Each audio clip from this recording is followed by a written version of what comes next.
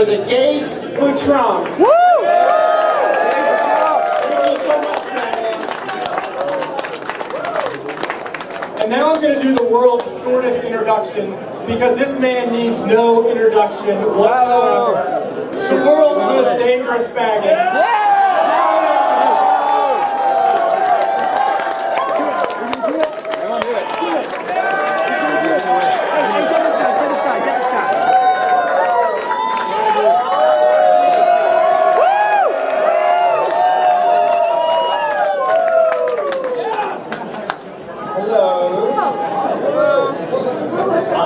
Got banned from Twitter.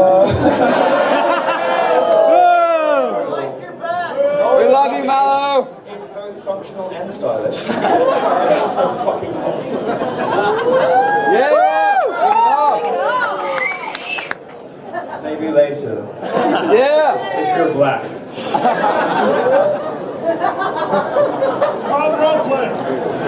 There's a war on. Yes. There is a war on. And it is a culture war, and it is not the war that you will hear about from other speakers who are interested in, not speakers tonight, because they're pretty smart. It's not speakers, not what you'll hear on the stage of the convention, and it is not what you'll read in the pages of most newspapers, and it is not what you see on television, because most journalists are dorks, and most journalists are idiots, and most journalists don't understand where the real battlegrounds are. The founder of the site that I work for now, Andrew Breitbart, understood instinctively that politics was downstream from culture. He understood that by the time you're talking about policy and free trade, all the rest of it, you've already lost the war. Because the war is fought in culture, the war is fought in academia, in the entertainment industry, and in news. These are institutions in America, supposedly the freest country in the world, that have been completely occupied by the political left. Now, for a while, that was okay for us. For a while, the left were the ones who had our backs. That is no longer the case. Traitors! They are, indeed. Traitors to the A's. You've heard from Pamela Geller, who can speak with far more authority than I ever could, about the risk from jihad and radical Islam, or let's just say it, Islam. Yeah. Other people will have different views on that in the room, by the way, and that's perfectly respectable. That's perfectly okay. I take a harder line than some people in this room, that's alright. But what I want to talk to you very briefly about is a culture war, and having just got suspended from Twitter, they say permanently for getting in a fight with a black Ghostbuster. What a humiliating end to a wonderful run. I thought it could at least be getting into a fight with somebody serious, but no.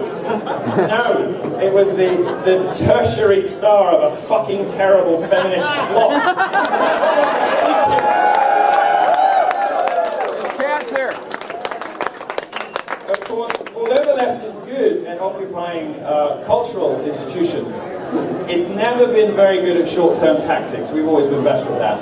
And they chose to do it not only during the RNC, not only an hour before I come to speak to you people, but a day before I have the entire American media at my disposal in Radio Row at the convention. So I am going to make their lives hell. I know you're listening to Twitter. I know you're watching Fusion, Vox, BuzzFeed, Mike, Gawker, the New York Times. Fuck a lot of you.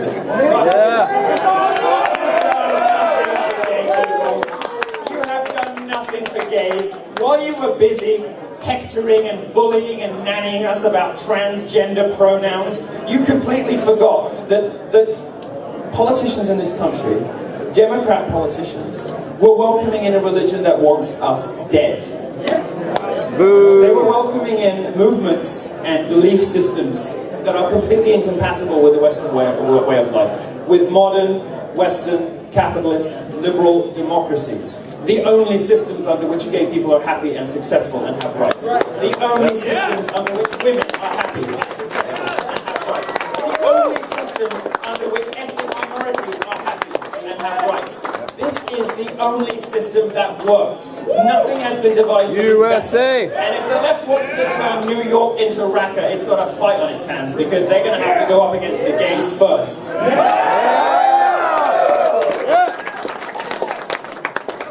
Now the left thinks that it owns academia. academia, the left thinks it owns the media, the left thinks it owns all of these things. Well, it's got a really nasty shock coming. Because I'm not the only person who is dedicated to the destruction of liberal media in this country. I am not the only person who recognizes that after a few decades of good work, these people have now thrown us under the bus. I'm not the only one who recognizes that a Republican candidate, that Donald Trump, is the most pro-gay candidate in American electoral history. Yeah! Go Trump! Although I'm just a Brit with slightly over-bleached hair, folked-out dress sense. We love you, Milo! I have come here to speak to you. I've come here to give you a warning from Europe. In the countries I come from, the countries that Wilder comes from, the countries that many of the speakers that you'll hear elsewhere come from Europe, we have seen what the results are of letting Western culture, that culture that protects us, that holds us precious, that keeps us safe. We have seen what the consequences of letting it go can be. Which is why, it's very kind of you, I like that I've got police in the back. Yes, if you're in the back talking, go fuck yourselves, go out. Yeah!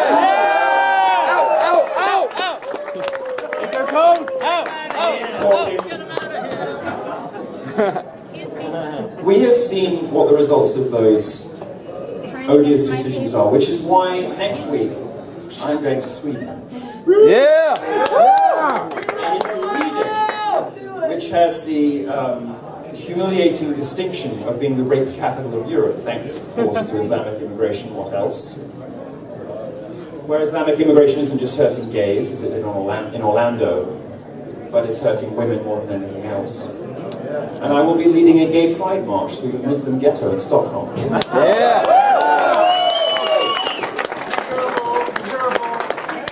I'll be doing this because nobody else will. I'll be doing this because the liberal media has decided that other people rank higher than we do in their oppression pyramid. Bullshit! League tables of victimhood. Well, you know what, growing up gay wasn't that fucking bad, let's be honest. But I still don't see the reason why the left-wing press mollycoddles and panders to an ideology that wants me dead. I don't understand why brain-dead celebrities tweet out messages of hope and love and, oh, you're so precious and nice. It's fantastic. This isn't going to save you when somebody has an AK-47 pointed at you. What will save you is having your own.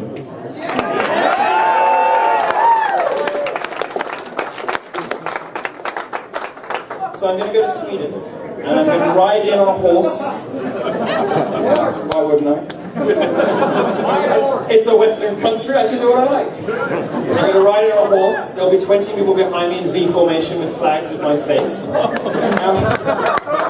I'm not a hugely conceited person, as you know, but my producer insisted. And I'm going to give a speech to the people of Sweden. It's going to be sort of Game of Thrones style, you know. It's like Westeros. They call on the House of Yiannopoulos to go and save the Swedish maidens. You know what? Thanks. I like that. You know, I've got the hair already. Maybe I should. Well, I'm not taking dragons. I'm going to take micro pigs, and I'm going to let them loose. Oh, look at you! How could anybody hate you? You're so adorable. Then I'll let them loose. That's what happens. Bring bacon! No, I'm kidding. Maybe. I'm excited. The reason I'm doing this is that we all in this room, or at least, I mean, as a Catholic, I kind of believe in this, but I try to avoid it in politics. We all, I think if we're over the age of 25 perhaps, bear some responsibility for the bad situation we now find ourselves in, because we believed the left when they lied to us. We believed them when they said they had our back. We believed them when they said that Republicans were racist and sexist and misogynist and homophobic and transphobic. Are they? That was a lie. What they were instead trying to do is control you by calling you names. What they were trying to do is shut down your free speech like they just did with my Twitter account, and they will come for you too. Make no mistake about it. Do not be fooled. You are all next. If you're the wrong group with the wrong beliefs, the left will come for you, and the left includes Silicon Valley. What gay people have to understand, and I'll leave you with this because I don't want to get back to drinking. Gay people bear some responsibility. It was us. It was we. It was this group who gave the left their power. They gave fashion designers, inventors, artists, politicians, going back further in history, warlords. We're on average smarter than straight people, so we're overrepresented. All the capitalism. Sorry about it. But we sort of did this. We gave the left the power that they have. We enabled them. We colonized Hollywood and the media. All of the other places they wanted us to be, and they wanted us to spread these, what have become insane, hateful social justice maxims. But what we have given, we can take away. And it's time for us to take it away. It is time for us to stop taking gay people for granted. This is the hottest party of the Republican National. It is the party everybody wanted to get in. It is the party everybody wanted to be at, and why? Because this is the group that is going to take the power back. This is the group that is going to turn around to the left and say, you don't own us anymore. Sorry, honey. The things that you told us, the lies that you told us, we've realized now. And now you're coming for us and telling us that our Grindr profiles are racist? Now you're please! Only joke, I'll tell you one joke. I can't be as funny as Pamela Geller's intro, but I'll tell you one joke. So the only thing that Breitbart's ever cut from a column of mine was a joke. I said, the Daily Beast says that whites only on your Grindr profile is racist. Well, my Grindr profile says blacks only. Is that racist? Except, Hell no. obviously, I wouldn't write blacks only because I don't want to offend potential mates. So I'll just write, don't contact me if you're under 7 inches or you know who your dad is. Behave. Behave. I think you're getting straight. Really encouraging me.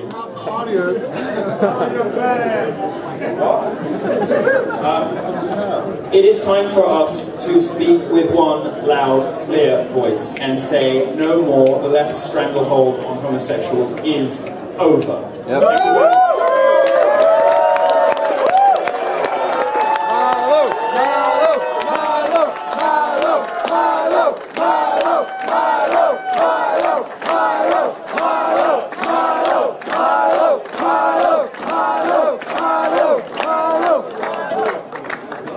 So I just want to say here that, first of all, incredible speakers. For all of them, let's give it up. Talk show host is Alex Jones. He's a conspiracy theorist. Radio talk show host Alex Jones. Alex Jones. Jones is the wildly popular conspiracy theorist. Radio talk show host and conspiracy theorist Alex Jones. Deeply, I think, racist. I just got called racist by MSNBC. I don't want that man to have a gun. 1776 will commence again if you try to take our firearms. The Alex Jones Show. Watch the free stream live at Infowars.com/show.